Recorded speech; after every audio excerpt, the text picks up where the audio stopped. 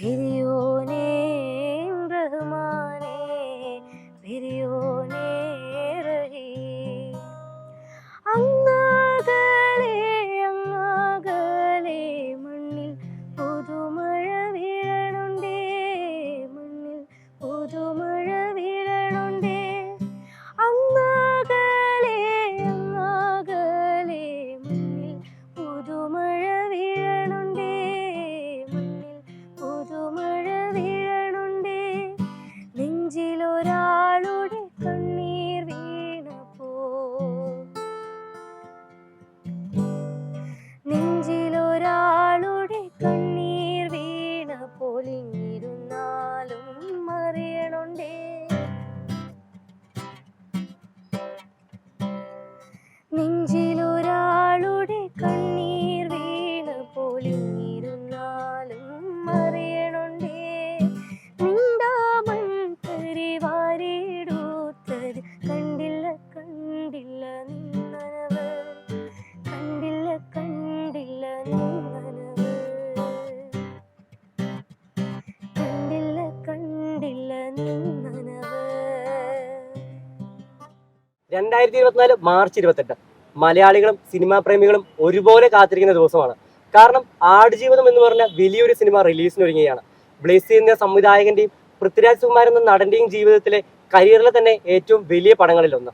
AR Rahman വർഷങ്ങൾക്ക് ശേഷം മലയാളത്തിൽ ഒരു സംഗീതം ചെയ്യുന്നു എന്നൊരു പ്രത്യേകതയും ഈ സിനിമയ്ക്കുണ്ട്. ഈ സിനിമയിലെ പാട്ടുകൾ ഇതിനോടകം തന്നെ വൈറലാകുകയും ചെയ്തിരുന്നു. ഇപ്പോൾ മലപ്പുറത്ത് നിന്നൊരു കൊച്ചു കൂട്ടുകാരി ഈ പാട്ട് പാടി വൈറലായി അത് AR റഹ്മാൻ വരെ കണ്ട് വളരെയധികം പ്രശംസ നേടിയിരിക്കുകയാണ്. ആ മീരയാണ് നമ്മോടൊപ്പം ഇപ്പോൾ കൂടിയിരിക്കുന്നത്. മീരയോടാണ് വിശേഷങ്ങൾ ചോദിച്ചറിയാം. മീര നമസ്കാരം. ആദ്യം തന്നെ നല്ല മനോഹരമായ പാട്ടായിരുന്നു. കാരണം വളരെയധികം നമുക്ക് ഫീൽ ചെയ്ത് ആ പാട്ട് ഒറിജിനൽ വേർഷൻ എങ്ങനെയാണ് ആ ഒരു ഫീല് നമുക്ക് കൊണ്ടുവന്നു. അതിന് അഭിനന്ദനങ്ങൾ. ഓക്കെ, പാട്ട് പഠിച്ചിട്ടുണ്ടോ? ഇപ്പൊ ഞാൻ കൊറോണയുടെ മുന്നേ പഠിച്ചിട്ടുണ്ടായിരുന്നു. അതിനുശേഷം കൊറോണ കഴിഞ്ഞിട്ട് ഇപ്പൊ ഒരു 3 മാസമായിട്ട് പഠിച്ചുകൊണ്ടിരിക്കുകയാണ്. അപ്പൊ എങ്ങനെയായിരുന്നു ഈ പാട്ട് പാടാമെന്ന് തീരുമാനിച്ചത്? അത് ഞാൻ ഇത് റിലീസായതിന്റെ പിറ്റേ ദിവസം എൻ്റെ ഫ്രണ്ട് ഉണ്ട് ഷെഫീഖ് എന്ന് പറയും. അപ്പോൾ ആള് വിളിച്ചിട്ട് പറഞ്ഞു ഇങ്ങനെ ഒരു പാട്ട് ഇന്നലെ റിലീസായിട്ടുണ്ട്, ആടുജീവിതത്തിലെ പാട്ട്, ഒന്ന് പാടി നോക്ക്, ഇപ്പൊ ഇട്ടാൽ ചിലപ്പോൾ അത്യാവശ്യം റീച്ച് കിട്ടാൻ ചാൻസ് ഉണ്ടെന്ന് പറഞ്ഞു. അപ്പൊ അങ്ങനെ അതായത് ഇതിനു മുമ്പും ഇൻസ്റ്റാഗ്രാമിൽ പാട്ടുകൾ ഒരുപാട് ഇട്ടിട്ടുണ്ട്.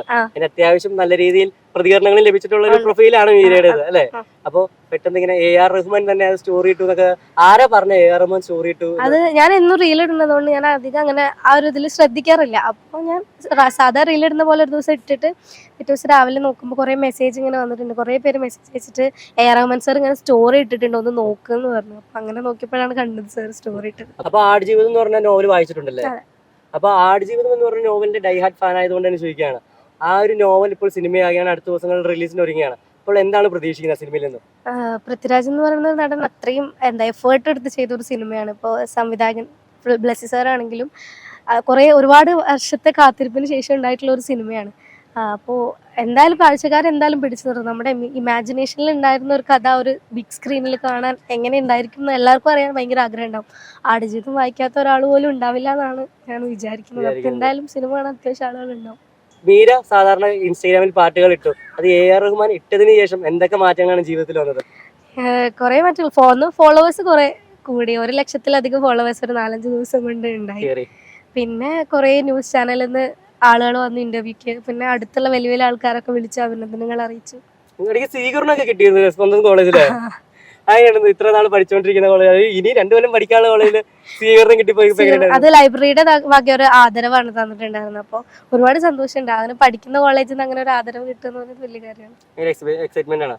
അപ്പൊ ഈ പാട്ട് എന്ന് പറഞ്ഞ എങ്ങനെയായിരുന്നു? ഫാമിലിയിൽ എല്ലാവരും പാട്ട് ബാക്ക്ഗ്രൗണ്ട് ആരെങ്കിലും ഉണ്ട് പാരമ്പര്യമായിട്ട്? അമ്മ പാടും. അമ്മയുടെ ഫാമിലിയിൽ അധികം എല്ലാവരും പാടും. അമ്മ പാടുന്നതാണ്. അപ്പൊ നമുക്ക് അമ്മേനെ എന്തായാലും പരിചയപ്പെടുത്തേണ്ടതാണ്.